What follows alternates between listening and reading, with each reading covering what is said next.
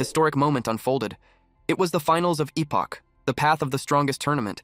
It was the undying god of war Lin Jie versus the genius sword Saint Bailey Changcheng.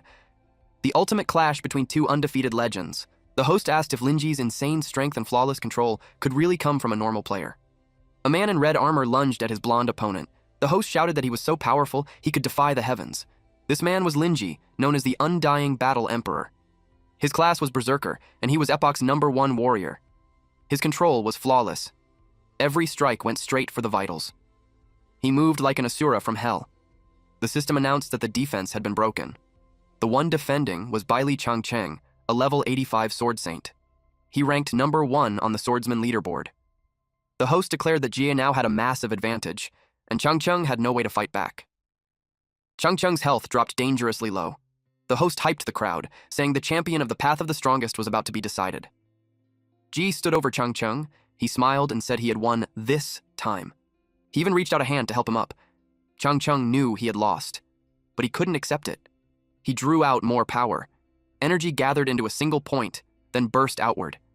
Changcheng said that once he became stronger, all of Jie's hard work would mean nothing. Changcheng activated a cheat system. Jie froze at what he saw. Changcheng spent 500,000 yen to gain super speed. Still stunned, Jie realized it was a cheat device. He blocked the first attack, but the next one hit him. Changcheng said Jie was naive for believing hard work could change destiny.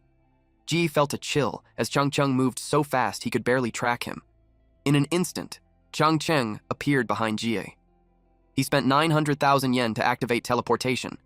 Then he used a one-hit kill skill after paying 1,200,000 yen. The blade pierced through Jie's back. The system announced that he had been killed by Changcheng. The loser's account would be permanently deleted, and everything they built would be handed to the winner.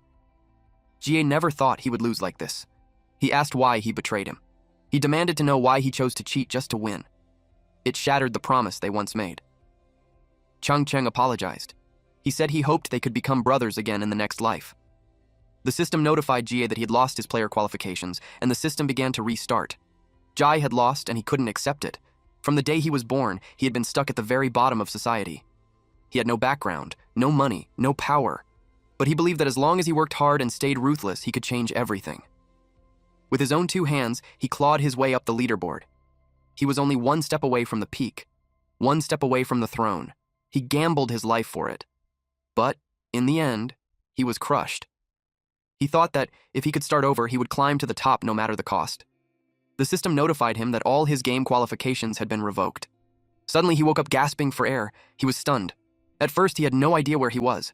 It looked like his room. He was lying on the floor. A red-haired girl walked in and asked if he was cosplaying as a dead body. He recognized her. It was his sister.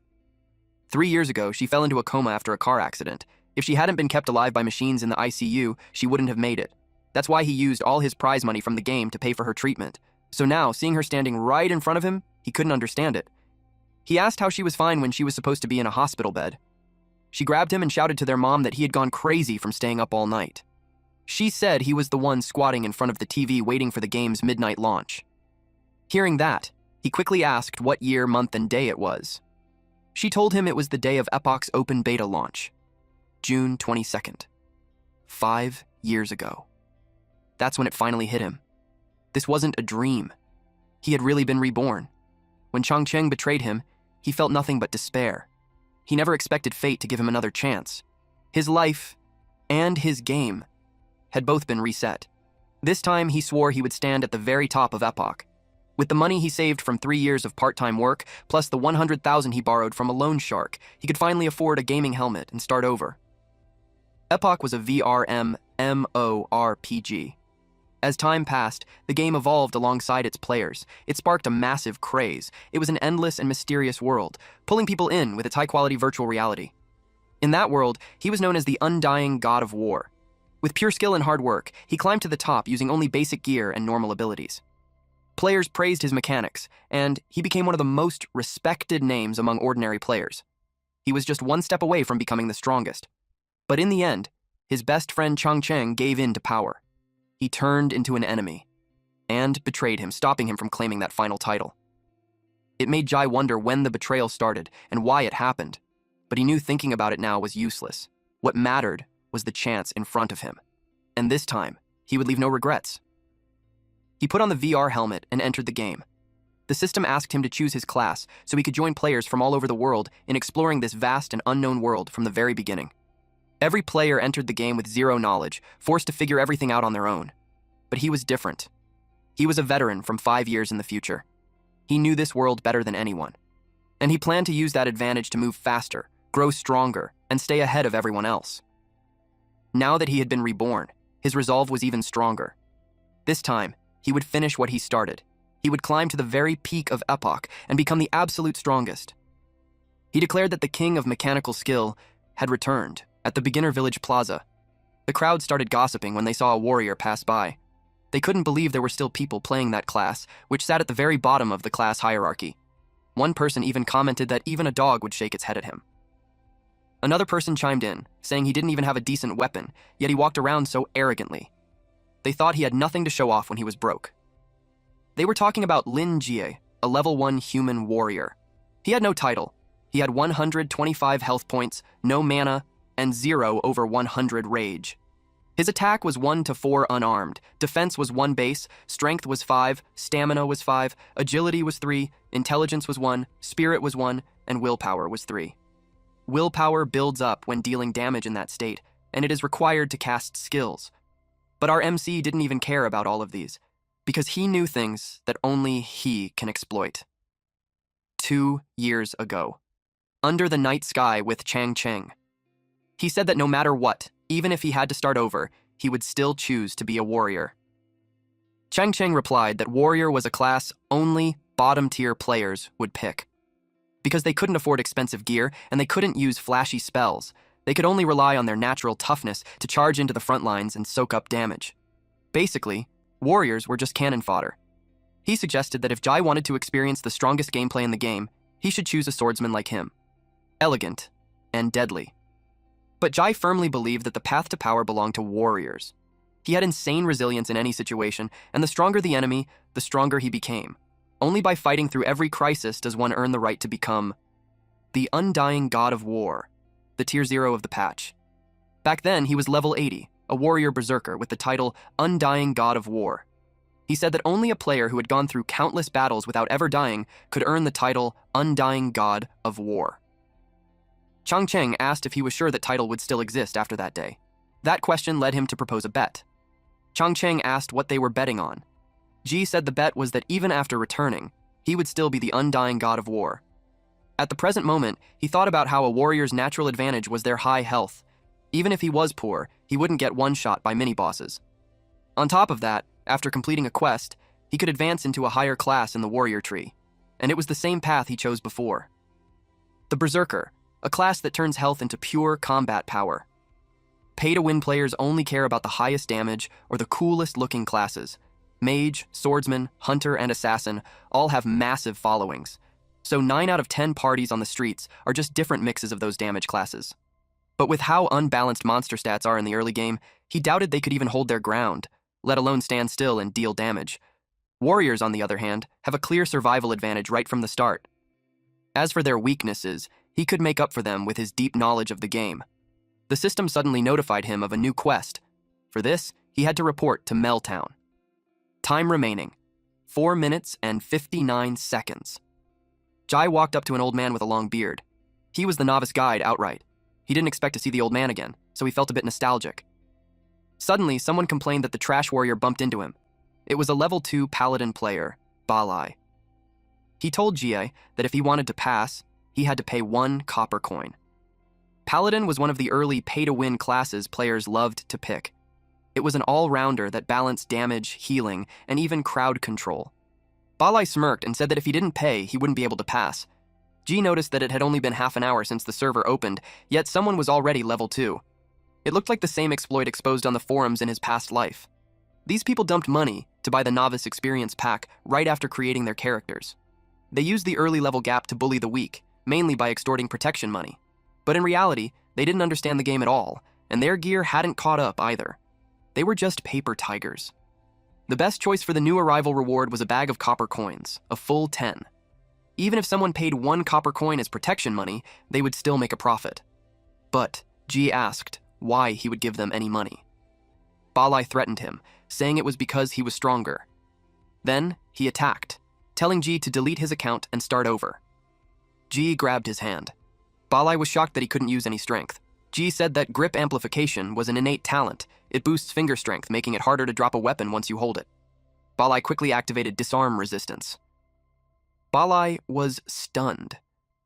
The so-called useless talent meant for holding weapons tightly was being used against him. Ji calmly said that was just what others thought. To him, it was the strongest talent. Balai ended up in tears after getting disarmed by someone fighting barehanded. Ji knew that even a trash talent could be used in unexpected ways. Grip amplification lets him parry basic attacks with his bare hands. The effect grows stronger as strength increases. If his strength is higher than the opponent's, he can even trigger a disarm counter. And since Balai got disarmed, it meant the level 2 paladin had lower strength than a fresh account. He didn't put any points into strength at all, which means he had no idea how to play the game. Balai didn't know that in future talent upgrades, grip amplification would become one of the strongest talents in the warrior tree. Titan's Grip, the advanced form of grip amplification, was a famous god-tier skill. It allowed someone to wield a two-handed dragon-slaying greatsword with one hand. But unlocking it required choosing grip amplification at character creation. The guards arrived, and the crowd quickly scattered. Balai arrogantly told Ji that he was dead meat now. For causing trouble in a safe zone, he would be executed on the spot. He even swore in the name of the Holy Light that Jai had attacked someone in public. Jai knew that the halberd-wielding guards of Beginner Village could one-shot level 1 or 2 players. He calmly admitted that he did hit him. Balai urged the guards to punish him harshly. But Jie explained that it was self-defense. Balai froze. The guards rushed forward. He quickly told them to wait, claiming he was a major VIP who had spent 100,000. Jai pointed out that whoever strikes first in a safe zone is judged as the aggressor by NPCs, and anyone who fights back won't be punished, even if they beat the instigator badly. The guards immediately struck Balai. Then a notification popped up. The Paladin guard had gifted Ji 1 copper coin. It was compensation for the victim. Ji smirked and told Balai he accepted his apology. Balai's lackeys were furious. Ji casually asked if they wanted to drop a few more copper coins for him. He even gave them the option to clear a path.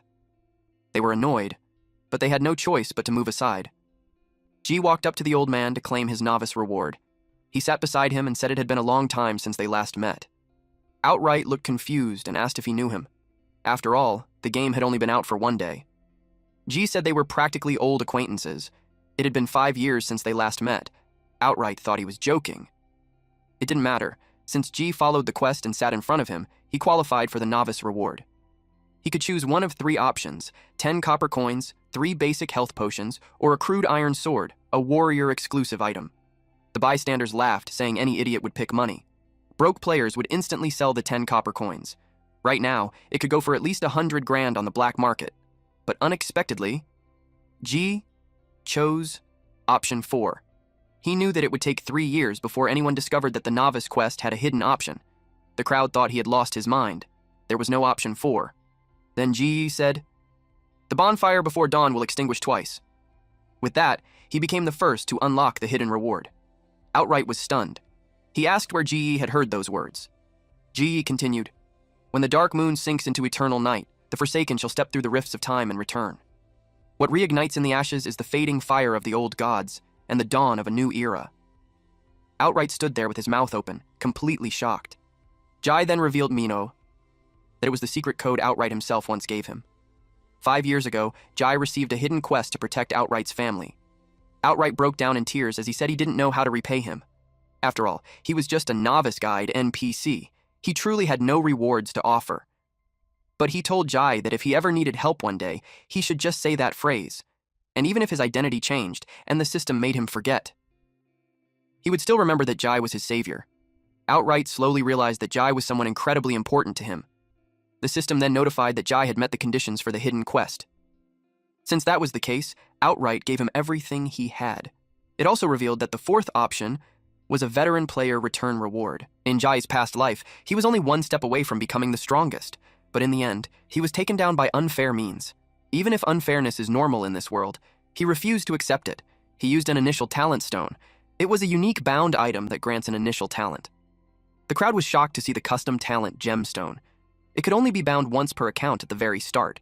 It couldn't even be bought with real money. If he wanted to become the strongest in this life, he had to dominate from the very beginning. For his second talent, he chose Oath of the Sword. The hidden quest was his first step in changing his fate. Outright explained that this talent was created by the legendary sword saint, Karsi Mel. Those who inherit it become sword oath keepers, gaining extraordinary swordsmanship, but they can only use swords for the rest of their lives. He asked G if he was sure. G answered without hesitation. Of course, the crowd was confused. They couldn't believe someone would still pick Oath of the Sword. To them, only idiots would choose the sword class as a second talent nowadays. They mocked him, calling him a noob who still looked confident after picking the most bottom-tier weapon mastery. Outright simply said that the strongest weapon isn't the sword, but the one who wields it. Jai thanked him for the gift. In his past life, he only unlocked a second talent at level 30, but now, he had it from the very start. His combat power was already far ahead, meaning faster leveling, and one step closer to the throne of the strongest. The advantage of pay-to-win players in the early game would fade quickly after level 5. If they wanted to keep up, they would have to keep spending, but if someone relied on pure mechanics like Jai, even a crude iron sword was enough. The sword didn't have the raw damage of an axe. It lacked the suppression of a spear. And it didn't have the flashy effects of a staff. But what people didn't realize was that the sword was the one weapon that truly required skill. His original plan was simple. Start with grip amplification. Take the crude iron sword from Outright, then head out and begin grinding. But this time, by choosing the hidden reward, the initial talent stone, he skipped the crude iron sword entirely. Now, he was heading out empty-handed. He realized everything had changed.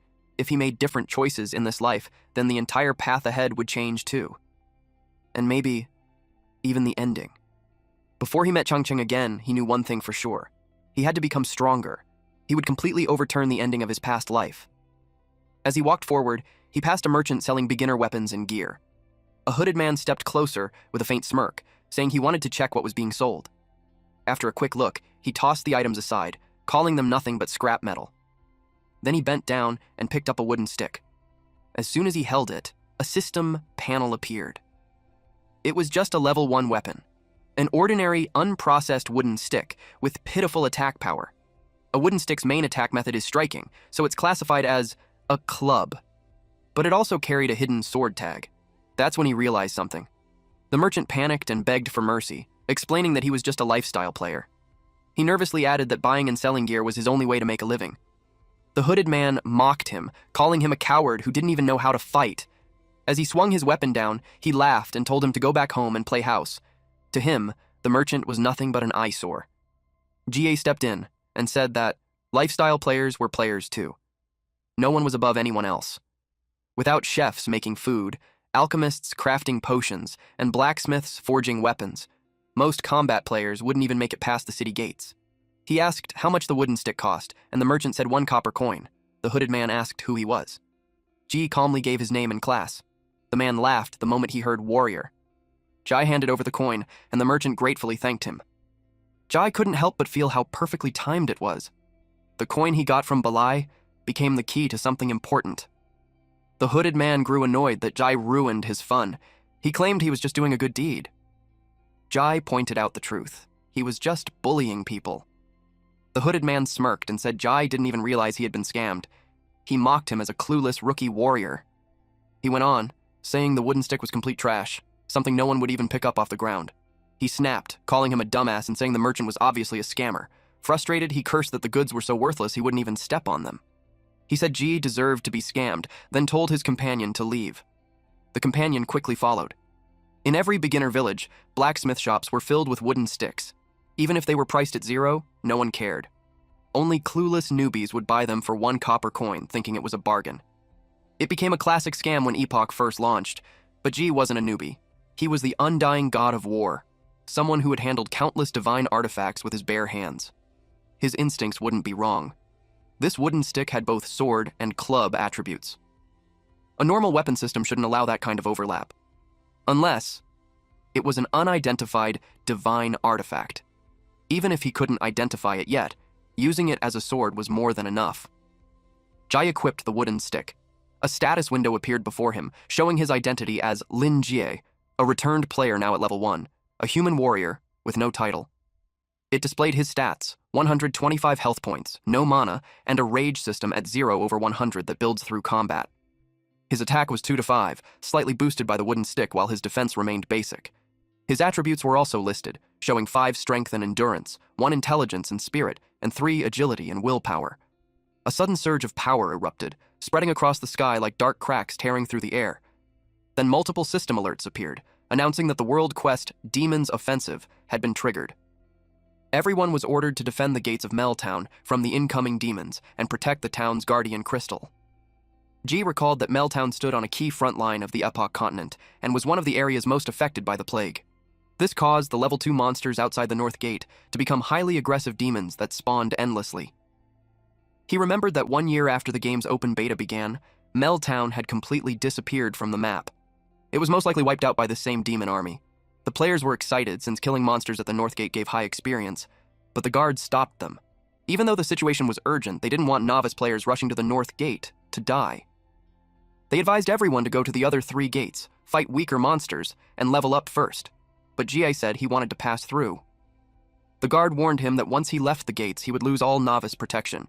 He replied that he was looking for opponents on his level, even if they were stronger. The guards opened the gates. The system notified him that due to his bravery, his reputation in Meltown increased by +100. This meant his reputation had reached friendly. He remembered that the game had hidden rules designed to push players beyond their limits. If an NPC believed a player was taking on a high-risk challenge, their favorability would increase, unlocking hidden quests. The guard captain, seeing his resolve, called him a brave adventurer and asked for his help. At the same time, a system prompt appeared. He had triggered a side quest. Guard captain's request. Everything was going exactly as planned. He had successfully unlocked a quest that normally shouldn't appear at his level. The guard captain explained that 3 of his men were trapped in the camp of a dread fiend boss named Chanter Griffin.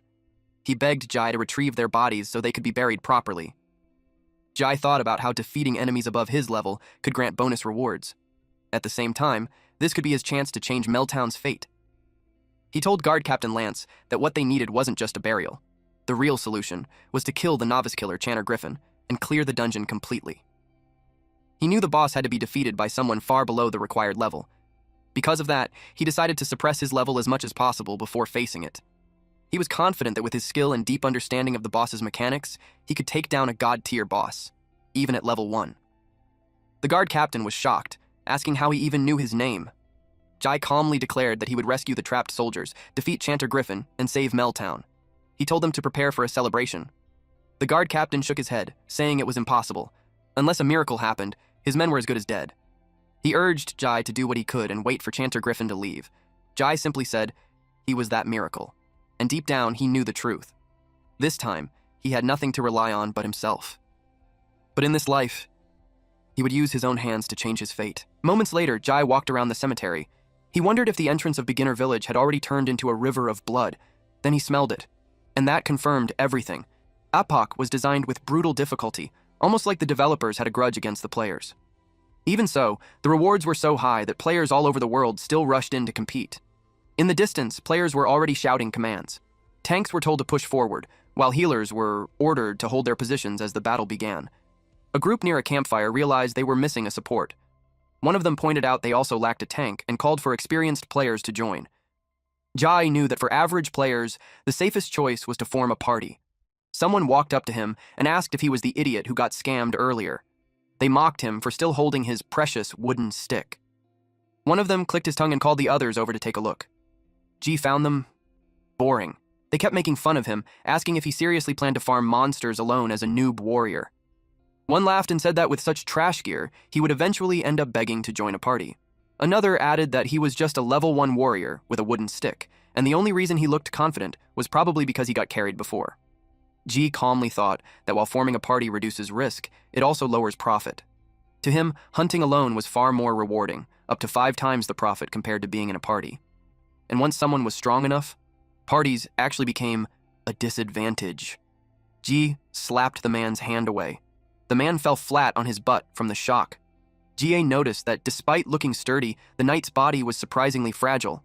He guessed that the knight had chosen a retribution-type class as his initial talent. The knight could use holy flames and looked powerful at first glance, but the trade-off was losing 2 strength points, and his body became as fragile as paper. It was basically giving up everything that made a knight strong in close combat. Jai scoffed and called him a Ghostfire knight who only hid behind his team. To him, the man was nothing more than a coward. Suddenly, a system alert appeared, warning that a demon had detected them. At the same time, a shadowy creature with glowing red eyes stepped out of the darkness and locked onto them. Another alert showed that the demon's aggro had locked onto G. Seeing this, the man immediately ran away. As he fled, he laughed and mocked him, saying he didn't expect this, and that the demon would send him back to town for free. Jai instantly understood. The man had purposely drawn the monster's attention and redirected it to him. Still, compared to Balai, this guy at least had some brains. As the demon lunged forward, Jia moved without hesitation. He knew defeating a level 2 demon alone wouldn't be enough to level up. So instead, he decided to use it as a warm-up on the way to his real goal. Watching from a distance, the others were confused, wondering why he wasn't running. They laughed it off, thinking he was just too scared to react. Jai's eyes sharpened as he focused, quietly saying that he could see it. He meant he could see the trajectory of the incoming strike. As the demon swung its weapon down, he slipped past it with ease, triggering a system notification for a perfect dodge. He reflected that a true warrior only grows stronger when facing death. By putting himself in danger, he could draw out the full power of his body. And only by constantly challenging danger could he become the strongest in this life. He struck the monster, landing a critical hit of -6. The demon roared in fury. A system alert appeared, stating that the demon had become enraged, boosting its attack power by 50%. The knight shouted in panic, warning that the monster was using a charged attack and that rushing in now was basically suicide.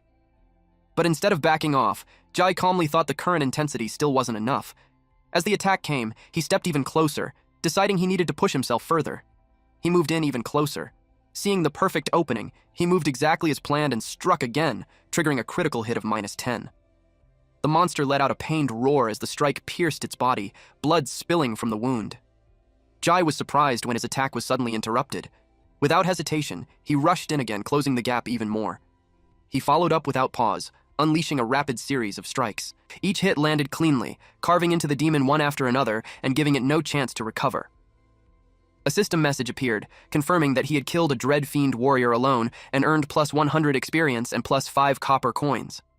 Looking at the fallen body, he thought that pushing past his limits was the right way to play the game. Meanwhile, the others stood frozen in disbelief, shocked that he pulled it off using nothing but a wooden stick, wondering if that was even possible for a level 1 noob player.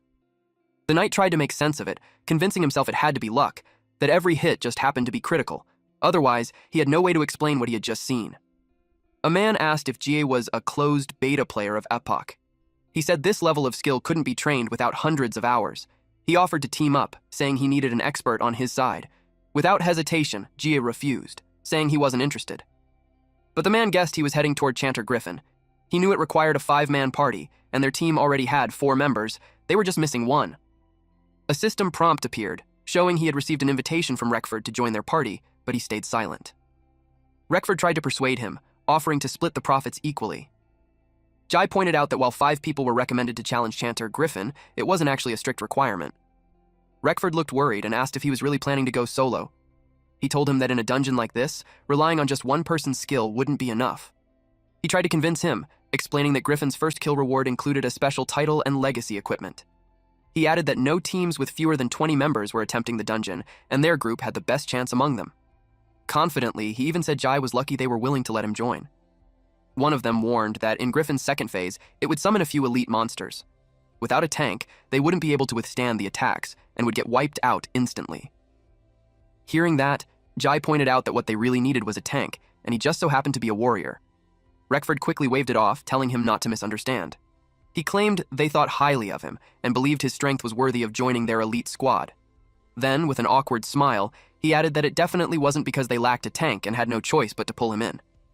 But Ji saw right through them, realizing they just wanted to use him as cannon fodder to draw the boss's attention. This kind of trap was obvious. Reckford asked what he thought, and Jai accepted the invitation. A system prompt appeared, confirming that he had joined Rex's party. He recalled that dungeon boss battles scaled their difficulty and rewards based on the number of participants. If a full 5-man party entered, the boss would switch into full combat mode. In return, defeating it would grant exclusive rewards. He knew that once the hidden quest was completed, Chanter Griffin would be permanently removed. After that, its rewards would be gone for good. In this life, he wanted to reach the top and become the strongest. The reward from this dungeon was the most important step for his early growth. Of course, he was determined to seize this one and only chance, and take everything for himself. Jai stood at the entrance of the Chanter Griffin's dungeon after clearing the monsters along the way. The corpses were scattered all the way to the entrance. The group criticized him, saying he was wasting his strength before even entering the dungeon. They pointed out how hard it was to get potions in the early game, implying he was being careless and foolish. One of them pointed out that the drop rates were terrible, saying that even killing 100 monsters would only give 2 copper coins. He added that getting a piece of green gear was nearly impossible unless it came from pay-to-win packs. They continued, saying that the number of players who managed to get green gear on the first day of the server launch could be counted on one hand. A system notification suddenly appeared, stating that the wooden stick was looking for a host. One of them stopped him, saying that players couldn't use monster weapons. It was called an unlootable drop. The man explained that if picking up and selling monster weapons were that easy, the game's economy would collapse on the very first day. Jai ignored him and checked for the host that was mentioned. He wondered if the wooden stick actually wanted to fuse with the monster's equipment. A system message appeared as the branch of the world tree began fusing with the weapon in his hand. In a flash of light, the transformation was complete, and he obtained a demon's chipped sword. The new weapon added a bleed effect on critical hits. Its critical rate could drop to -99%, attack was +10, and strength +1. He recognized it immediately, the branch of the world tree, something he had seen at an auction 3 years ago. He recalled that it could change form based on the wielder and surroundings, but for now, it had taken the shape of a wooden stick. One excellent trait of a legacy divine artifact was that it could wrap around any object and turn it into a sword. More precisely, it functioned like a divine sword hilt. In the end, this legacy divine artifact had once been auctioned off for 100 million. He couldn't help but feel surprised that it had ended up with him. Most players only had white or gray equipment at this stage, while even basic monsters were already using green gear. It was clear to him that players and enemies weren't on the same level at all. A system update showed that he had equipped the demon's chipped sword. He realized that by using the branch of the world tree to pick up weapons from monsters, he could freely swap and upgrade weapons without any cost. His stats updated as well, showing a clear boost in attack power while his other attributes stayed the same. He walked forward calmly, his new weapon in hand, as chaos erupted ahead. In the distance, something slammed into the ground, kicking up dust and signaling that the battle had already begun. The battle broke out as players charged forward, shouting to fight to the death and protect Meltown. They rallied each other with cries of glory, holding the line as the boss, Chanter Griffin, appeared before them. Reckford told him not to rush in, explaining that it was still just the boss battle cutscene and that they could only enter the fight once it ended. Confidently, he explained what would happen next. Within seconds, the 3 in front would be crushed by a single strike, after which Griffin would enter a recovery phase where its attack speed and damage would drop. He gathered everyone to charge in together shortly.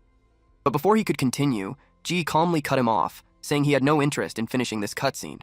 He told the guards to abandon the fight and head back quickly, saying Guard Captain Lance was waiting for them to return. Hearing that, the others were caught off guard, confused by what he was saying. The guards followed his command. His way of fighting was to jump straight into battle. The cutscene could be skipped, but it came at a price players had to pay. The others were shocked, calling him crazy for charging the boss head-on. Reckford quickly told everyone to stay out of the boss's aggro range and decided to just let Jai go get himself killed. The payoff for interrupting the cutscene was that the enemy would release stronger hostility toward whoever rushed in first. That role usually belonged to a tank warrior who drew aggro. But G wasn't just being stubborn. He had a reason for doing this. The world line had changed, and the direction of the quest could change as well. In this life, G was the butterfly disrupting that world line. He was changing destiny. With that resolve, he charged forward and clashed head-on with the boss. Reckford admitted they had tricked several cannon fodders before to test the boss and were just waiting for it to enter the recovery phase so they could steal the first kill rewards. But one party member worried that Jai would take a share of their experience and rewards, since the system split everything equally among party members. Of course, Reckford had no intention of giving him that chance. In the middle of the battle, a system alert appeared. Reckford had kicked G from the party. G parried the next strike. He had just confirmed his suspicion that they had been luring newcomers here to die and lower the difficulty of raiding the boss. They believed that Chanter Griffin, which was hard to defeat even with a 5-man party, was impossible for a level 1 player to kill. But they miscalculated. He wasn't a novice. He unleashed his power and declared himself a warrior reborn from hell. His presence alone shook the battlefield, leaving the enemy stunned as they faced him head-on. A powerful strike echoed across the area, the impact tearing through the air with a loud, ripping sound. Hearing it, Reckford and his party froze, wondering if they had heard correctly. It sounded like something had just been ripped apart. Jai charged in without hesitation, shouting for the enemy to face him head-on. With explosive speed, he swung his weapon, each strike hitting with overwhelming force. As he fought, he called for his sword to become sharper, pushing his power even further. A system effect activated, boosting his attack power while wielding the sword, making each blow even stronger. As the party watched the fight, they were shocked to see the boss's health actually dropping.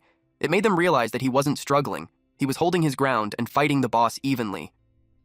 The battlefield erupted as Chanter Griffin released a surge of dark energy, signaling a shift in the fight. A system alert confirmed that the boss had entered its second phase. Empowered by the transformation, Chanter Griffin unleashed a stronger, more violent attack toward him. G placed himself right in the most dangerous position. Even as the dark energy rushed toward him, he remained calm, ready to face it without backing down. The others watched in shock, thinking he had lost his mind for trying to parry a boss-level charged attack. They were convinced he was as good as dead and began preparing themselves, expecting it would soon be their turn to step in. A massive explosion erupted as the attack collided, sending a shockwave across the area. It was Chanter Griffin's attack. Amid the explosion, Jai stood firm, meeting it head-on. He admitted that to others, choosing the warrior class, something most people believed had no future, seemed unbelievable. But they simply refused to understand. He said not everyone in this world was born with the right to choose. He recalled that 5 years ago, before the game launched in his previous life, professions were priced based on a player's wealth. Only the rich could afford to choose top-tier damage classes. Players without money had no real choice. They were pushed into unpopular support roles or treated as expendable cannon fodder. He remembered hearing that the warrior class was only available briefly at launch, and it was often recommended to those who just wanted to grind and earn money. And as a common player, he discovered a shocking truth. To firmly seize opportunities, he had to give up all other options. Reckford was in disbelief, insisting that at level 1, blocking that kind of attack was impossible. But in Jai's mind, he knew the truth. By using the lowest cost yet most intense training method, he could push himself further than ordinary players ever could. A system tip appeared, showing a technique called grip amplification, allowing him to firmly hold his weapon and even use it like a shield. He made his rebirth count and gripped the sword tightly in his hands. He trusted it completely, just as he trusted himself. A system alert appeared, signaling that Chanter Griffin had exposed an opening. He reminded himself that by giving up all other options, he gained countless opportunities. He charged toward the monster. With unwavering resolve, he thought that even if his enemies were as powerful as gods, it wouldn't matter. To him, anything standing in his way would fall. With absolute determination, he declared that he would become the strongest. Jai charged at Chanter Griffin with the intent to end the fight. Chanter Griffin attacked at the same time. His body flared with blazing energy as he cut Chanter Griffin in half. The system notified that he had successfully killed Chanter Griffin. He landed lightly on the ground. With his current base stats, he realized it was still a bit of a stretch to withstand the boss's heavy attacks, but thanks to the warrior's health advantage, he still had a sliver of HP left. The system notified that he had killed the level 5 boss Chanter Griffin, gaining a 500% experience bonus and 2,350 experience points. He also reached level 2. Jai, a human warrior, currently had no title. His health was at 145 points, with no mana, and rage at 0 over 100. His basic attacks generated rage, while skills consumed it. His attack power was 13 to 14, boosted by plus 12 from equipment. Defense was 11, strength was 8 plus 1, intelligence 7, agility 4, constitution 1, spirit 1, and luck 3. Reckford couldn't believe what he was seeing. He couldn't accept that the Griffin had been defeated before even reaching its second phase. The system announced that the time-limited quest was complete, and Jai was the first player in God's domain to kill Chanter Griffin.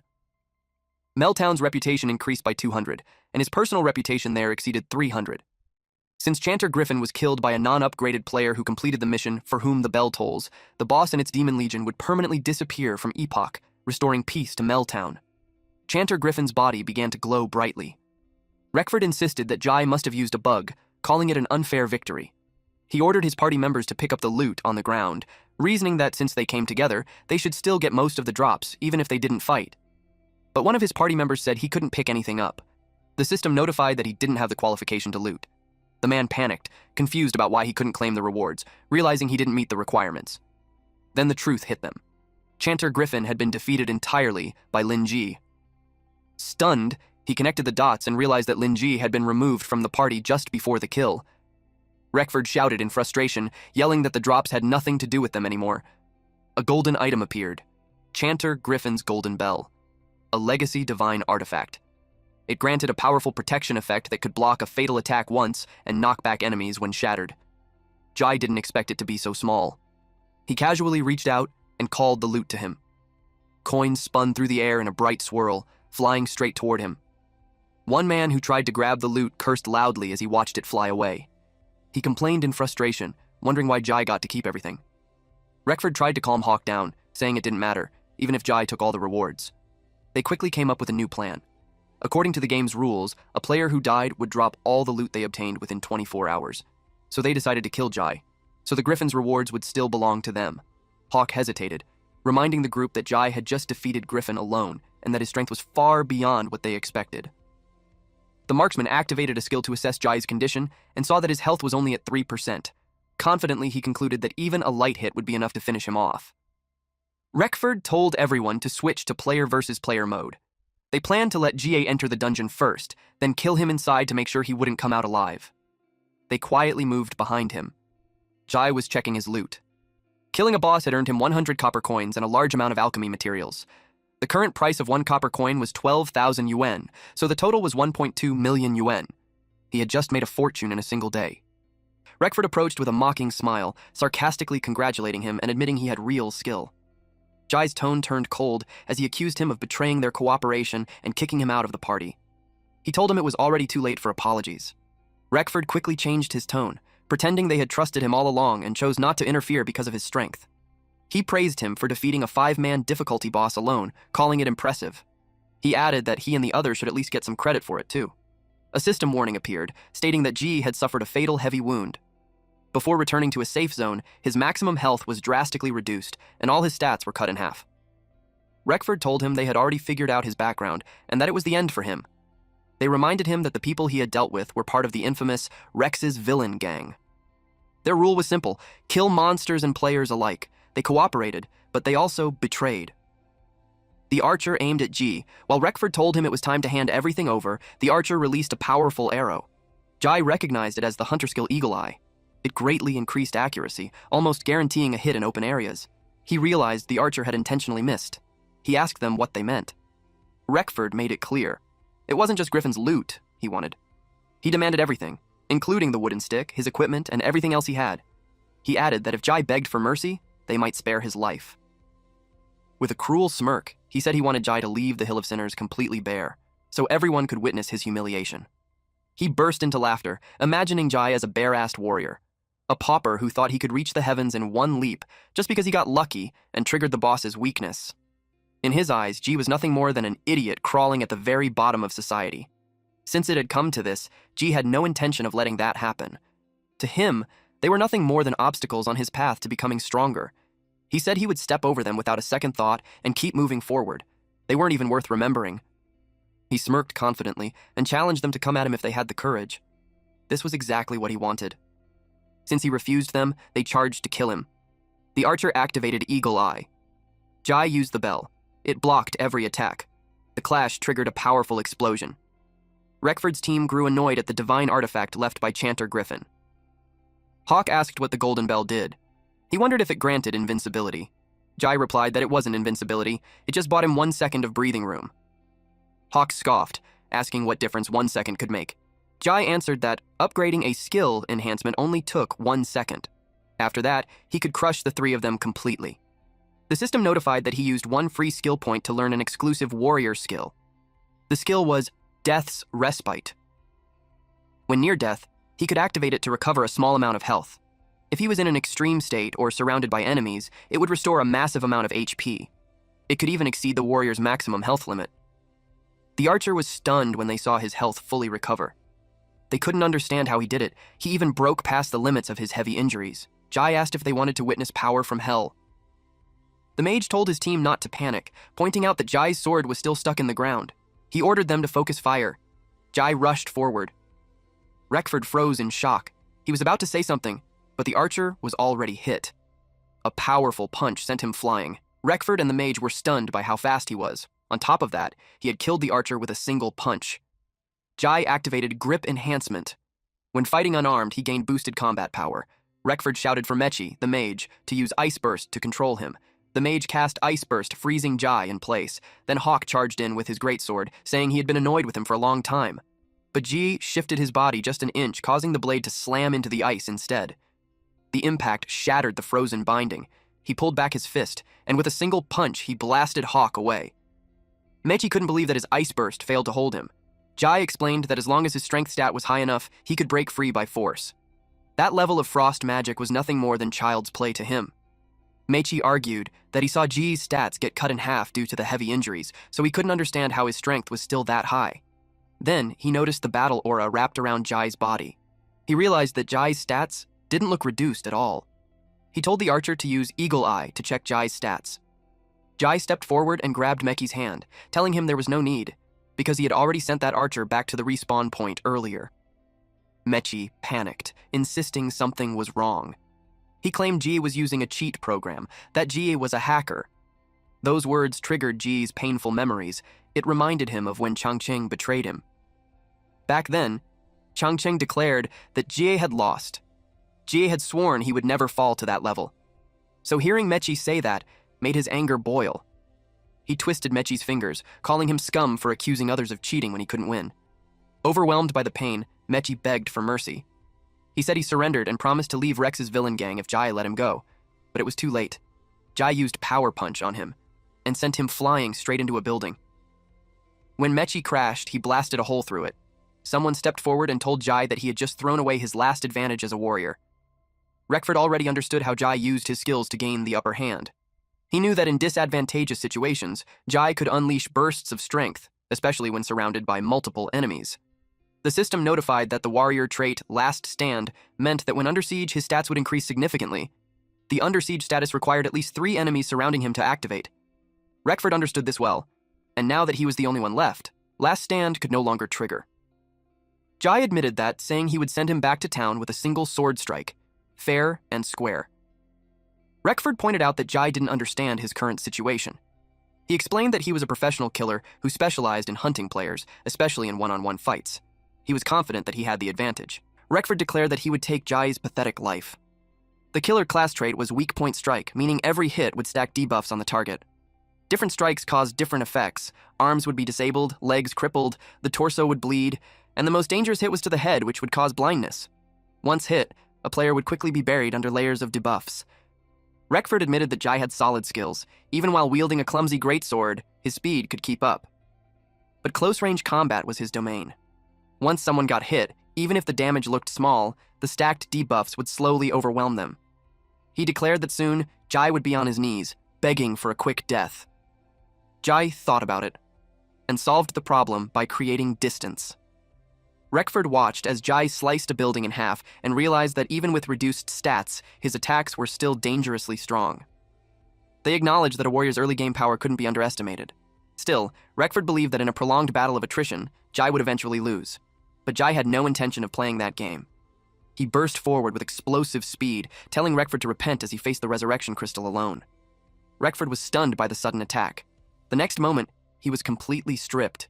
He stood there in shock, realizing he had respawned at the resurrection crystal. A system message confirmed he had just been killed by Ji. He also suffered a level penalty, dropping from level 3 to level 2, with all attributes reduced. He couldn't process what had just happened. His party members started laughing at him. They told him that all his clothes and equipment had been taken. A system message confirmed it. Players drop all items obtained within the last 24 hours upon death. Rekford's face turned red.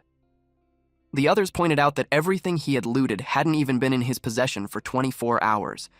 He exploded in rage, humiliated that Ji had stripped him of everything in front of everyone. He swore he wasn't done yet, and that he would get his revenge no matter what. Meanwhile, Ji realized that his strike had only sent Rex back to the respawn point. Everything he dropped was still lying there. Hawk regained consciousness. He was relieved he had focused on defense, otherwise he would have been sent back to town in one hit. But he froze when he realized none of his teammates were around. Then he locked eyes with Ji. Panic hit him instantly. He warned Jai not to come any closer, his confidence completely gone.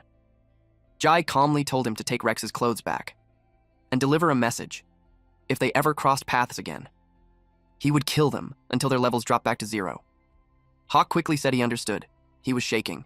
Fear twisted his stomach. He tried to hold it in, but ended up throwing up anyway. He couldn't comprehend the overwhelming power he felt from Jai. It wasn't something stats could measure anymore. To him, it felt like facing the Grim Reaper. A god of war. Returned from hell. The system announced that he had successfully resisted malicious PvP from other players, earning a massive amount of reputation. His reputation in Melttown increased by 300. As a result, his reputation reached follower level, surpassing 600 points. He gained a special status in town. NPCs would now actively support him, form stronger relationships, and unlock exclusive privileges. Even though he had been targeted, Gene knew this wasn't a loss. To him, it was a great trade. With everything settled, he decided to head back to town and rest. G returned to town, and the moment he entered, he was greeted with a grand welcome. Guards lined the path before him, all kneeling in respect. He paused, confused about what was happening. The townspeople stepped forward and offered him Meltown's highest honor, the miraculous Lord, Blade of Dawn.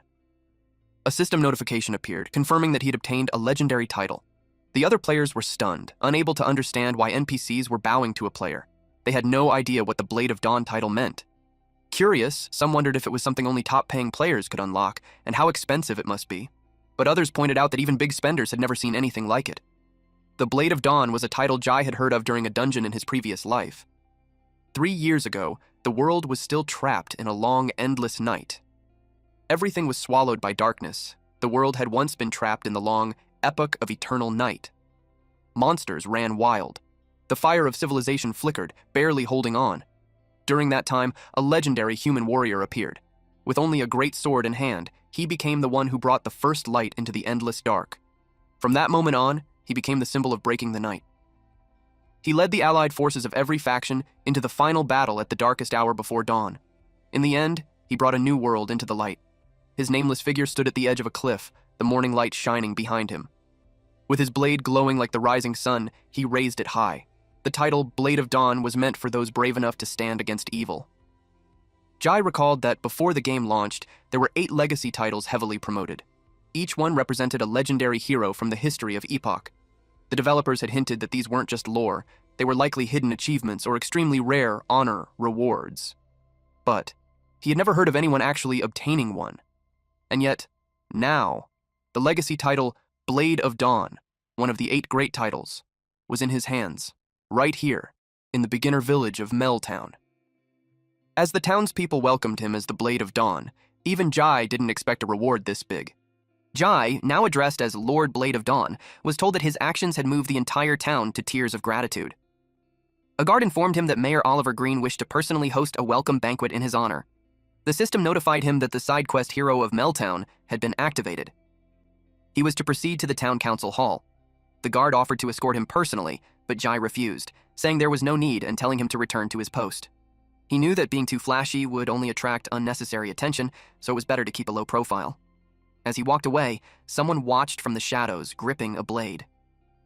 It was Reckford. He planned to ambush Jai the moment he stepped into a quiet alley. He swore to stab him in the back. Meki suggested backing off, pointing out that the entire town now respected Jai. Going against him could ruin their standing and their livelihood in Melttown. But Reckford refused. Their infamy already made them feared, and as long as they could kill Jai, there would always be people willing to follow them. Hawk asked if he had a plan to make Jai suffer. Reckford admitted that outside, he didn't have full control, but here in Melttown, he was the villain, and that gave him influence no one else had. A guard suddenly spotted them and warned that even during celebrations, drawing weapons in public was strictly forbidden. Reckford was caught red-handed holding 2 daggers. He quickly made an excuse, saying they were just discussing business. He complained that the rules were so strict that one couldn't even play the game properly. The guard warned them that malicious players were being closely monitored and reminded them to behave, especially since they already had a record. As the guard walked away, Reckford smirked. Even Melttown had its dark side. Under his breath, he muttered Linji's name. Clearly, he wasn't done with him yet. Meanwhile, Ji arrived at the town hall and headed straight for the mayor's office. Without hesitation, he reached for the door and stepped inside. As he entered, the mayor immediately recognized him as the Blade of Dawn. With a wide smile, he warmly welcomed him, saying he had finally arrived. The mayor thanked him sincerely, saying the nightmare that had haunted the town for years was finally over. He was relieved that Chanter Griffin had been completely eliminated. He praised Jae's actions, saying they not only saved the town but also countless lives. To him, this was a historic achievement, one worth remembering. Ji recalled that in his previous life, Mayor Green had been an intimidating NPC. It was likely due to years of exhaustion from constant battles against demons, which had worn him down both mentally and physically. But in this life, the mayor looked far better and even his personality had changed. Jai realized it was simply because he had stepped in earlier and changed the outcome. To honor his bravery and kindness, the mayor made a formal proposal on behalf of the townspeople. They planned to build a golden statue of him in the central plaza so that everyone who came to Meltown would know his legend. And through it, they would feel the radiance of the Blade of Dawn. Jai thanked him, but said that kind of recognition meant nothing to him. He knew that other players' lives wouldn't truly change just because a statue of a novice appeared. Instead, he made a different proposal. The mayor agreed immediately and even offered anything in return: gold, a noble title, or any reward worthy of his achievements. Jai explained that now that the Griffin threat was gone, the military funds and resources prepared to fight it should be used in more practical ways to benefit everyone. He suggested two things. First, to implement a long-term tax reduction for adventurers in the town's trading venues. This would lower the growth cost for new players and make Meltown a more welcoming starting point. Second, to strengthen the town's security and patrol forces to prevent future threats, ensuring both residents and travelers could live in peace. The mayor was deeply moved. Unlike others who chased fame and power, Jai genuinely cared about everyone. Impressed by his foresight, the mayor immediately agreed and promised to carry out the plan at once. Suddenly, a system announcement echoed across the town. From that moment on, the tax rate for all trading in Meltown, between players, NPCs, and both, was permanently reduced by 50%. This was a reward for the outstanding contributions of a novice hero. The town erupted in excitement. Players were stunned to learn that taxes had been cut in half. Some thought only wealthy players could cause such a change. Others were simply relieved they could finally afford basic items like potions. Grateful voices filled the streets, praising Meltown and thanking whoever made it happen. Seeing this, the mayor grew emotional.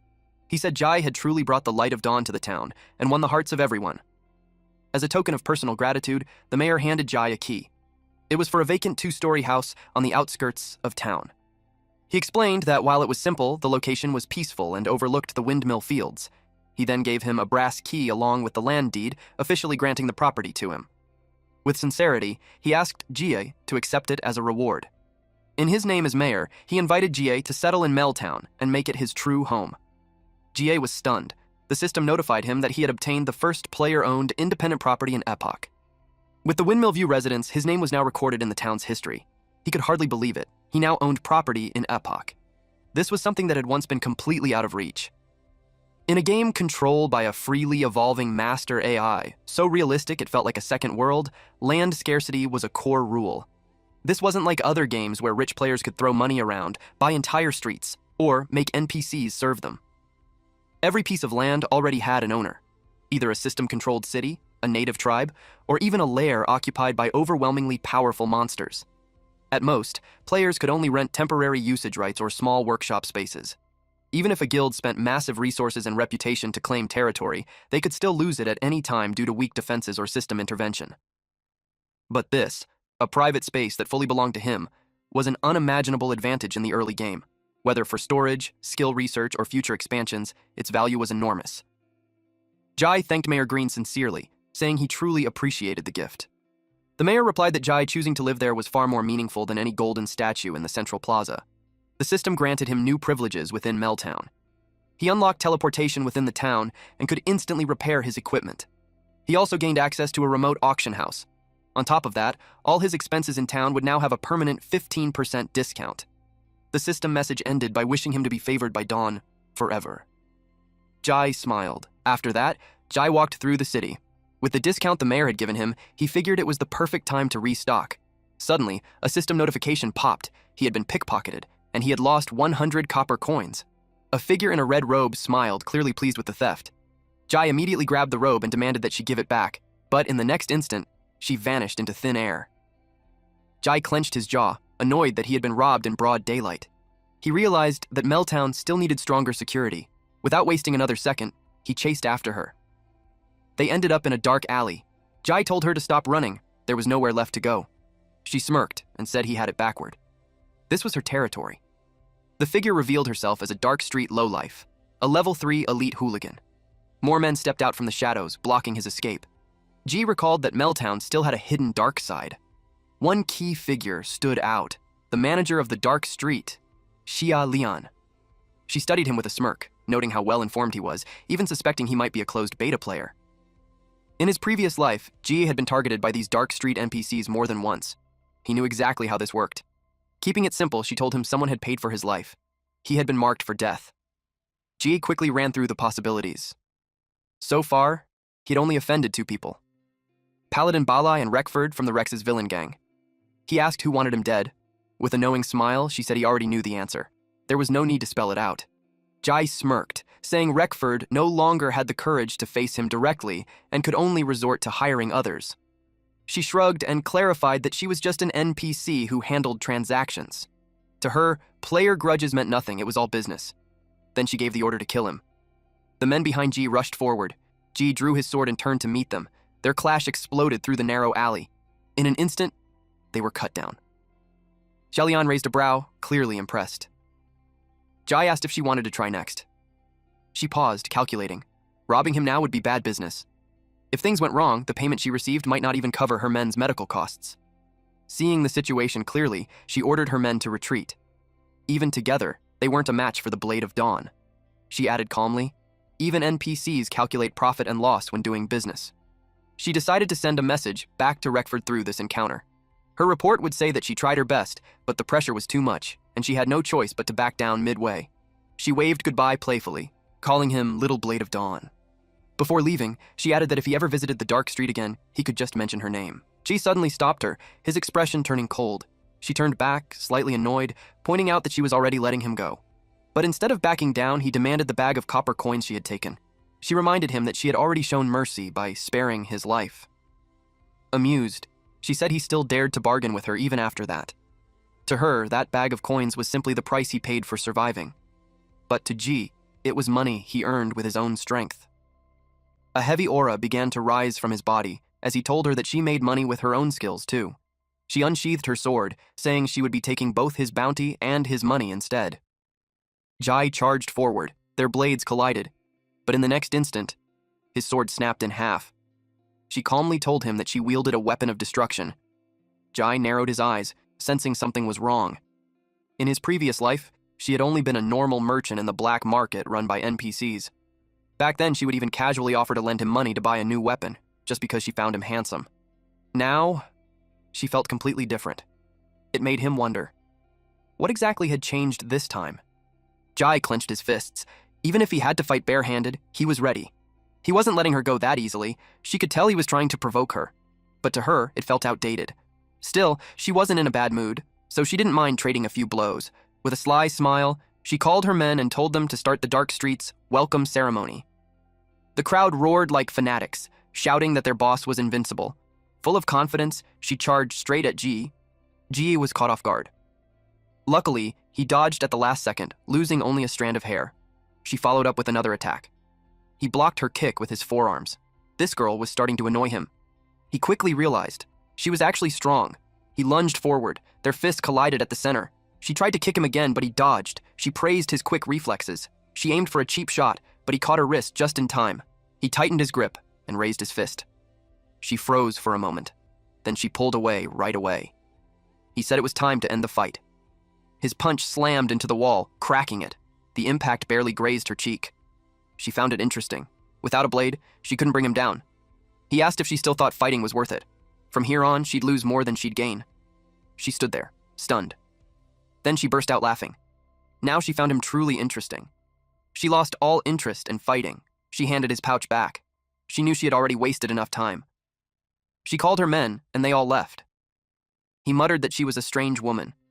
He noticed the pouch felt different now. For a second, he thought she had used some kind of illusion. Then he looked inside and froze. There was an eyeball. Along with it was a message from her. She said it was a meeting gift and that she looked forward to working with him. He frowned, confused about what the gift really meant.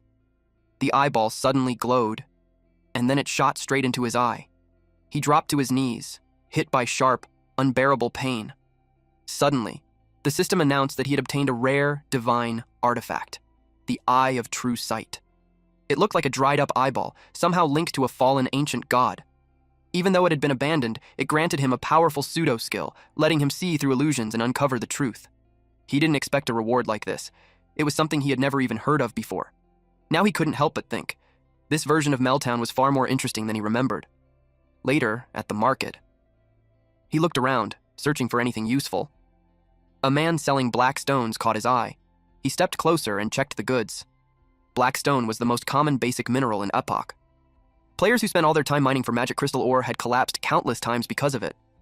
Over time, the stuff piled up like mountains in players' warehouses. It took too much space and wasn't even worth selling. Recently, it had become trash, something people practically gave away for free. Suddenly, the Eye of True Sight activated. He didn't expect it to trigger on its own. Then he noticed something in the pile of stones. One crystal looked different from the rest. The eye completed its appraisal. It was a starlight stone. Jai was stunned. He didn't expect the Eye of True Sight to be this powerful. He had just found treasure by casually walking around. Jai decided to secure it first, then study it later. He asked the seller if he was selling it, and the man happily said yes. The seller tried to flatter him, and inside, Jai thought the man was such a sucker. Deep down, the seller didn't expect that a piece of trash stone could earn him a copper coin. He felt lucky. Jai crushed the gem and got the flameless starlight stone. Through its outer disguise, it was something normal appraisal couldn't detect at all. He wasn't surprised that it had been mistaken for a worthless scrapstone and tossed aside like trash. But now he knew that if he sold it directly to an NPC, it would be worth far more than 100 copper coins. He recalled that the starlight stone had another special use. When dismantled, it could turn into a rare material for alchemy. He wanted to maximize its value, so he decided to try alchemy. In the world of Epoch, players enjoy a lot of freedom when choosing lifestyle professions. Many even make lifestyle players, like tailors, blacksmiths, and gem crafters, their main class. The entry level for these professions is easy, almost like an extension of real life, serving as a nice break from combat. Because of that, most players try one or two. However, there is one lifestyle profession that is different. Not only is it hard to enter and expensive, but the process itself is dangerous. One small mistake can cause an explosion and kill you instantly. This is the alchemist and its curse. He opened the interface and decided to first check the current prices of alchemy products. The listing showed that a medium health potion cost 10 copper coins, with purchases limited to 1 bottle per day. If he followed the official crafting recipe, the material cost would be more than 1 copper coin, higher than the selling price. He saw that moonlight moss cost 2 copper coins. 2 sunflower nectar cost 5 copper coins. Hemostasis herb cost 1 copper coin, while clean water and medium crystal bottles had almost no value. Just by looking at it, he knew it would be a loss. On top of that, alchemists usually had a high failure rate, often around 60%, making production even more expensive. Because of this, the real cost of potions was nearly double their listed price. This is why most players avoided alchemy. The more they invested, the more money they lost. But since he had lived in this world for years before, he already knew the hidden recipes for certain potions. Originally, even if he knew the recipe before, he couldn't craft it. He lacked the most important material, which was the starlight stone powder. But now, this unexpected find gave him the perfect chance to make a profit. Meanwhile, someone was spying on him and noticed that he was buying something again. The other spy told him not to mind and just secretly follow him, hoping to take advantage and earn money from whatever he was doing. Since Jai had the Blade of Dawn title, they assumed he was very familiar with the system economy from the closed beta. The man saw him buy a black stone at the previous stall, so he bought one too. The other spy admitted that he was convinced and ended up buying the whole stack. Ironically, the seller began to wonder if he had sold the black stones too cheaply. G bought enough medium crystal bottles and basic materials like verdant grass leaves. It was enough for him to craft 10 medium health potions. Then, using the rare material, he successfully created flawless starlight stone powder. One spy wondered what he had just crushed.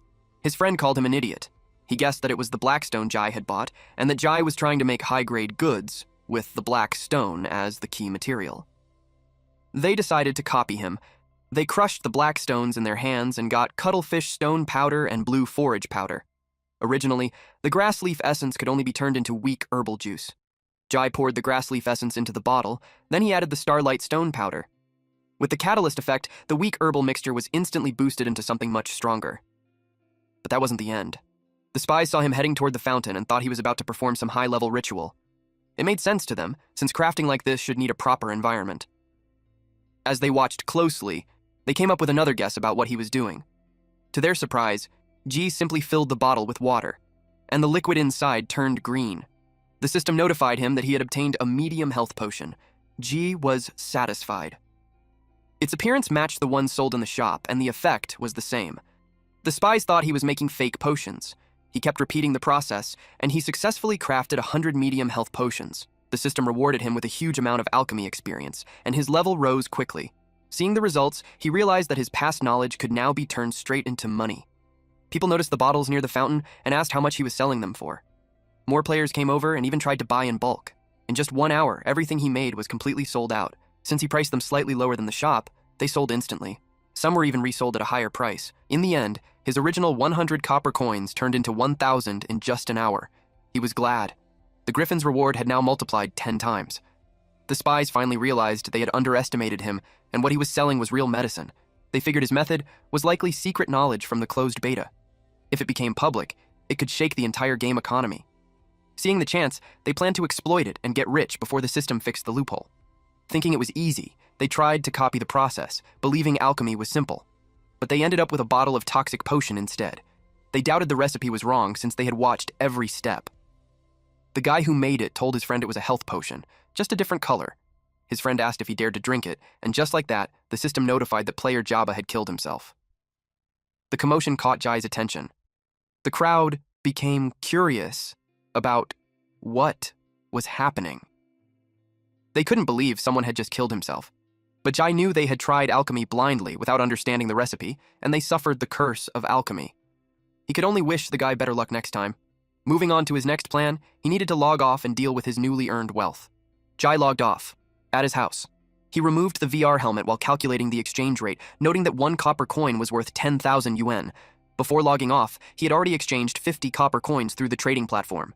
Shortly after, he received confirmation that 5 million yuan had been deposited into his account. He was impressed by how fast it was. Suddenly, he heard someone enter. A group of men barged into their home, demanding repayment and making threats. His mother and sister were caught off guard. They said the payment wasn't due yet since the month had just started, and the deadline was at the end of the month. The leader of the thugs admitted he originally planned to collect at the end of the month. But he had lost 1 million in Epoch. Threatening them, he warned that if he didn't get money back right away, things would get ugly. Jai's mother apologized, saying they didn't have the money yet. She begged for a few more days. The leader of the thugs didn't believe her. Then they grabbed Jai's sister. His mother called out to Sikshi, his sister. He grabbed the mother and made a disgusting remark about her daughter, treating her like something to be sold. Terrified, they tried to resist as he mocked their son for hiding instead of helping. He called the kid useless. He even suggested the kid should come out and do hard labor. At the very least, his organs could be sold for money. He was stunned when someone suddenly asked if it was 1 million. It was G. He transferred the money and asked if that was enough. They laughed at him, thinking he was bluffing. Until they received a notification that 1 million yen had arrived in their account. They froze. One of the henchmen told the boss to check his account. Jie calmly asked if it was enough. Shishi asked if he robbed a bank. His mother asked where he got the money. The leader of the thugs started to realize something while his henchman confirmed the payment.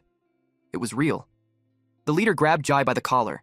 He knew this brat was just a useless shut-in gamer. There was no way he could have 1 million. Jai told his mother to go inside. The thug demanded to know how he did it. Jai answered that he was just a gamer, so of course, he made money by playing games. The leader of the thugs was furious. He had lost 1 million, while Jai had just earned it. He declared that the money Jai sent wasn't repayment, but compensation for his gaming losses. Jai knew that was just extortion. The man reached out to grab G, but G quickly caught his wrist and twisted it. The man was shocked by how fast he moved. G said he wasn't only good at playing games. He twisted the man's arm harder, making him scream. The man couldn't believe this was the same useless gamer. Jai calmly said he was 100% that person.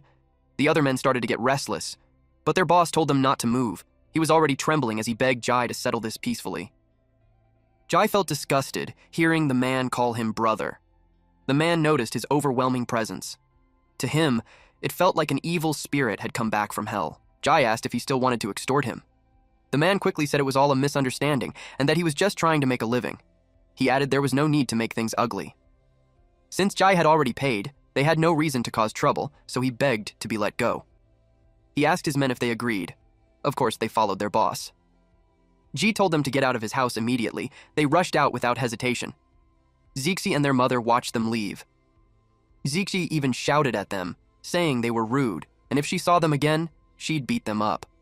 The men quickly replied they wouldn't dare come back. Then Zixi turned to her brother and asked for an explanation. Ji was confused and asked what he needed to explain.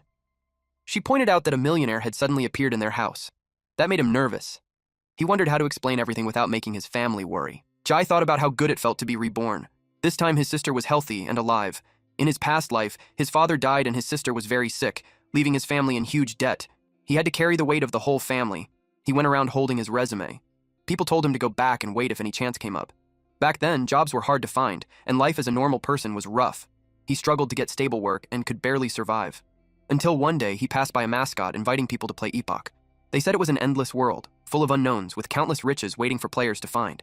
He could even make money just by playing games. And that was the real reason he started playing. He was a bit ashamed to admit it. He was just a rookie warrior. Then a gold farming group leader approached him because they needed someone who wasn't afraid to die. They told him that each run would pay 2 copper coins. He didn't hesitate and accepted right away. Every fight he entered felt like he was one step from death. But as long as he stayed alive, he could earn money. The leader soon noticed that Jai was hard to kill. He pointed out that Jai always survived until the very end. To others, it looked suspicious, like he was cheating. Jai said nothing. Seeing his effort, the leader gave him 1 extra copper coin. He told him to keep working hard and continue supporting them. Jai felt upset. By constantly facing life and death fights, his combat skills slowly improved. Over time, he became strong enough to survive on his own, even taking down bosses solo when needed. As he grew stronger, he formed a new belief. He realized that becoming the strongest didn't need money alone, but pure skill and technique could make it happen. With that mindset, he chose the path of becoming the strongest.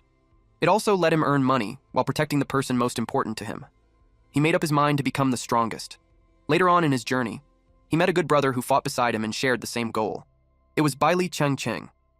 They agreed to become the strongest in their own paths, relying only on their own strength. And then, they entered a showdown to see who was stronger. People talked about Jie, known as the undying god of war. He was only called for the most dangerous team fights. But those who saw him knew his skill was far beyond normal. It was something no average player could match. Starting from nothing, he climbed step by step with pure skill. His strength was built entirely on technique, far above ordinary players. Because of this, his income grew and his family's situation slowly improved. Until something changed. The pinnacle battle agent told him to concede. He couldn't accept it. He believed he had the strength to fight the best. He dreamed of reaching the top of Epoch and standing at its peak. And more than that, the prize money could cure his sister's illness. He asked why he should lose. The agent explained that this so-called pinnacle competition was controlled by money. As someone from a normal background, he had no chance against players backed by wealth. To them, his loss was already decided from the start. On top of that, his opponent was his good brother, Chang Cheng. Losing to him would mean helping him reach his goal, but Jay believed Chang Cheng wouldn't betray their promise. Since Chang Cheng knew his reason for becoming a player, he felt it was only right to go all out. He made up his mind to become the strongest. He was ready to risk everything just to defeat Balai. Even as a commoner, he chose to defy fate and rise with his own strength. Deep down, he believed that as long as he kept moving forward, this path was the right one. The agent warned him that if he didn't agree, the capital would find a way to force him to concede. So they suggested that instead of falling from the top, he should take the chance to retire. He thought about the gap between them. Balai could fail again and still rise because of his powerful backing. But for someone like him, one failure meant everything was over. He had no second chances. Just then he answered a call, already feeling something was wrong as he asked his mom what happened. His mother's voice shook as she said the hospital had stopped treatment because they had no money, and his sister's condition suddenly got worse. She begged him to give up, saying there were suspicious men in black watching at the hospital. Hearing that, he dropped the phone, completely shaken, and he broke down as he thought of his sister. In the present, Cixi asked if he was crying. Trying to calm her, he forced a smile. She said he was acting strange. She doubted if he could really make that much money from the game. He said yes because he opened a mystery box and sold a piece of equipment for a huge price. He told her they could finally live a better life now. Hearing that, she got excited and ran to get the VR helmet so she could play too. He shouted that minors were not allowed to play games. Everyone has their own reason for becoming a player. Some do it for glory, some for dreams, and some just to escape reality. As for Jai, his reason was simple. He wanted to become the strongest. People at the bottom are tough enough to survive. They are used to trading their lives for money, almost like monsters. No matter how bad things get, they somehow keep going. But the truth is, there's always a reason why someone survives. For him, it was simple. He wanted to become the strongest because only the last one standing can protect what matters most. That was why he chose to become a player. In this life, he wanted to become the strongest, but he still needed to buy some things first. So, he went to Epoch's official store, the Dimensional Edge. There were many different items inside. In his past life, it was only in the mid to late stage that he finally saved enough to buy equipment, and even then, it was 2 tiers lower than the best ones. But Chang Cheng was already using top-tier gear like the Supreme Thunder very early. The seller recognized him. He asked if the entry-level model wasn't working for him. He said he wanted to buy a Supreme Thunder. The man couldn't believe what he heard. Then he scoffed and said he wasn't trying to lecture him, but that kind of talk was something only real pro players would understand. The man dismissed him, saying it was impossible for someone his age. He said even if he worked manual labor for 10 years, he still couldn't afford even a small part of that device. Then someone walked in and paid for the Supreme Thunder in full. The seller instantly switched attitudes toward this rich client named Reckford. He said there was only one stock in the whole city, and it was specially prepared for him. Jai recognized Reckford's voice. The men behind Reckford muttered that they got screwed over by that idiot named Lin Jai. Reckford blamed his equipment for not being able to crush Jai. He was clearly furious. Then he noticed Jai standing right beside him. Jai said that enemies are bound to meet on a narrow road. He reminded him of his last threat and asked if he wanted another lesson. Reckford realized Zhao Lian failed to finish him in the game. He admitted Jai was tough, but this was real life, and Reckford was confident here. His henchman reminded him that he said the same thing back in Meltown. He claimed that the kid cheated in the game, but in real life, he wouldn't be able to cheat. Plus, it was 3 against 1, so he told them to teach this kid a lesson. The seller quickly told them not to fight there. He warned Jai not to act rashly, reminding him that the person in front of him was young Master Reckford. He urged him to kneel and apologize, saying he couldn't afford the damage if anything broke in his shop. Ji sighed and said games should stay as games and not be dragged into real life. He added that he originally planned to let it go. Reckford got even angrier and pulled out a dagger. He was determined to take back the pride he lost in the game. The henchmen were also angry since they worked hard to level up. Reckford attacked him. Jai activated his eye. And in that moment, time seemed to slow down. He thought about how 5 years of brutal fights in Asura sharpened his mind and trained his brain. His reaction speed and muscle reflexes had improved a lot. Because his reactions were so fast, everything around him felt slower during fights, and the same thing happened in real life. After Jai dodged the attack, Reckford accused him of cheating in real life too. He got ready to strike back with his fist, and landed a heavy punch on him. Reckford looked like his soul had left his body. Jai told him that cheating in real life was impossible. Then he told the 2 remaining men to come at him together and save time. But those men chose to leave their boss behind. Jai casually paid and told the clerk to prepare the Supreme Thunder. The man was shocked and asked how he earned that much money as a manual laborer. Jai simply said his balance was enough. He left the store carrying a box in his hands. But then he noticed someone waiting for him. It was a large man with green hair. He recognized him as Hawk from the game. He asked why he didn't attack when his companions did. Hawk stammered. He struggled to say what he wanted. Then he suddenly said that he wanted to become stronger. Jai found it a bit amusing. He introduced himself as Hawk, a retribution knight. He begged the Blade of Dawn to accept him as a disciple. Jai said he had no plans to take a disciple and turned to leave, but Hawk grabbed onto him and said that from the moment he saw him fight like a god of war returned from hell, he realized Jai was a true powerhouse. Hawk admitted that he chose the Retribution Flame talent because he was afraid. He said he feared fighting others, getting hurt, and taking real responsibility. He added that all his flashy but useless effects were just hiding his cowardice. He admitted he was a failure. And now, he truly wanted to become stronger and become someone powerful like Jai. So he begged him again to accept him as a disciple. Jai apologized and said that for now, he had no plans to take disciples. He then thought that the other guy still didn't understand what truly mattered. Still, he added that maybe in the future, he might consider it. Hawk's eyes lit up when the Blade of Dawn didn't fully reject him. Jai knew that once someone admits their weakness, they've already started to grow stronger. He noted that Epoch was currently updating and preparing to launch version 1.0. He thought that when the time came, he would observe Hawk carefully before deciding. Hawk shouted that he would use this time to prove himself. He declared that he was worthy of becoming the Blade of Dawn's disciple. At that moment, the gears of fate began to turn, shifting in a way completely different from before. And this was something no one could have expected. Back home, G put on his VR helmet. He's ready to dominate the game again. A few seconds later, he appeared in front of his house in the game. He hadn't been there since Mayor Green gave him the key. Then he realized the update had set his default login point to his own house. He turned the key and said he was back. He was welcomed home as the Lord Blade of Dawn. A system message appeared, saying the update unlocked the house renovation feature, letting him freely modify the house. It also said the land within a 500-meter radius was now his personal territory. The system explained that the higher his reputation in Epoch, the more land he could gain in the future. Jai was surprised, realizing this feature even existed. He admitted that in his past life, he never owned a house, so he didn't know much about it.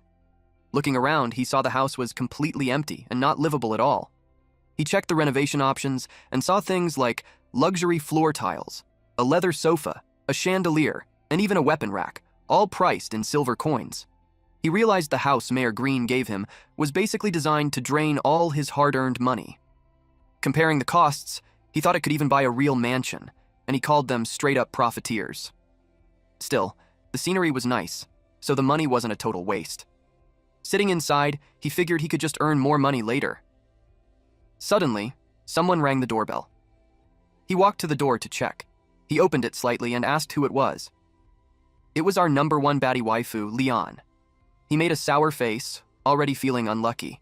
He tried to close the door, but she pushed it open and said they could be considered old friends. She asked if she was really that unwelcome. He then thought about how Leon controlled the entire underworld of the town, and nothing good ever came from dealing with her. It was also known that many players in Epoch were into malicious PvP. Players who gained red names couldn't move freely in most public areas, but underworld NPCs like Xia Lian would take in these infamous players and provide them with services. Of course, her services came with extra fees, and anyone looking for her was usually trouble. Then she said she had a job that could make him money. He said it was his first time seeing an NPC come directly to his door to offer a quest. Without hesitation, he told her he wasn't interested. She pushed the door open harder, hitting him in the face. She said that in Meltown, no one else could complete this quest except him. Then she explained that a man-eating demonic beast's lair had appeared on the western ridge. He had no idea something like that had even happened. Leon explained that the creature was very strong and had already eaten several of her subordinates, so she needed someone to deal with it. He pointed out that her men usually worked near the town. He asked why they would go all the way to Westwind Ridge just to die. Leon said that in their line of work it was better not to ask too many questions. She told him to just decide if he would take the job, offering 100 copper coins as a reward. Jai countered and said 10 silver coins instead. Leon was shocked and said that was an outrageous price, since 10 silver coins was equal to 1,000 copper coins. He calmly replied that since he was the one who could complete the quest, he had the right to set the price. He firmly said 10 silver coins was his final offer. Leon complained that with that amount, she could hire every player in town. She asked why she would even need him. He said that if she came to him personally, then she must have her own reason. He added that if she didn't want to say it, he could say it for her instead. Leon found that interesting and told him to go ahead. He revealed that Leon's treasure vault was located at Westwind Ridge and was actually a hidden dungeon. After the update, the cave had been taken over by respawned monsters. He pointed out that she wanted to get her treasure back but couldn't find the right person to do it. She was shocked that he knew. He knew that the stolen wealth she hid there was worth far more than 10 silver coins, possibly over 100 gold coins, along with many valuable items. Leon was stunned and asked how he could know all this, pointing out that he was just a beginner player. He said he was someone who had been reborn. He added that there was no NPC secret he didn't know. In his past life, Leon's vault later became a treasure hunt quest. It caused a server-wide craze, and he was one of the players who joined. But this only happened after Meltown was destroyed in the early stages of the game. Leon fell into darkness. She killed many innocent players, and was later hunted down by a subjugation team. In the end, the Dark Street Xiaolian became just another name recorded in the history of Epoch. He told her that what he really wanted to talk about was the stolen money. He added that if he reported it to Mayor Green, then Xia Lian of the Dark Street wouldn't live to see the next version. Leon angrily cursed Mayor Green, saying he wouldn't dare interfere in her business. She then admitted that 10 silver coins was a lot to her since she valued money greatly. Still, she said she couldn't accept such a loss so easily. Since she cared so much about money, he told her he could handle the task without charging a single coin. Surprised, Leon asked if he really meant it. A wide grin spread across her face. In return, he wanted her to give up her position as the manager of the Dark Street. He thought about how becoming a villain doesn't happen overnight. It takes time, both in real life and in the game. He remembered that when he first met her, she felt different from how he knew her before. He also recalled that her story originally started as a small side quest. Later, Meltown was destroyed, and Chanter Griffin rose as the new ruler. Mayor Green was killed, and Jia Lian surrendered to the cruel Griffin. She eventually became his accomplice. She started to believe in the evil of human nature, and acted on it, letting the darkness in her grow without stopping. She became a villain, then a boss. And in the end, she was killed. But in this life, he saw a different side of her. She had seen him lead and rally her people, and she admitted her own weakness. She even gave him a gift for helping her, which meant she was once someone who felt joy and excitement from pure combat. He thought that maybe the flow of fate could start to change because of this small difference. Leon shouted that it was impossible. He activated the Eye of True Sight, which let him see through NPC lies. Realizing this, Leon angrily shouted that he used the item she gave him to spy on her. He said there were things in the Dark Street that were too important to lose, even if it meant giving up everything. Leon acknowledged him, saying she respected him as the Blade of Dawn, even while cursing at him. Then she pulled out her sword. He stared at her and firmly said this was his territory, telling Leon to show respect. He added that only he could help her get her treasure back. Leon said the treasure was her life savings, and if she left the underworld, it would be enough for her to live and even start a business. In the end, she agreed to leave the quest to him and told him to make sure to complete it.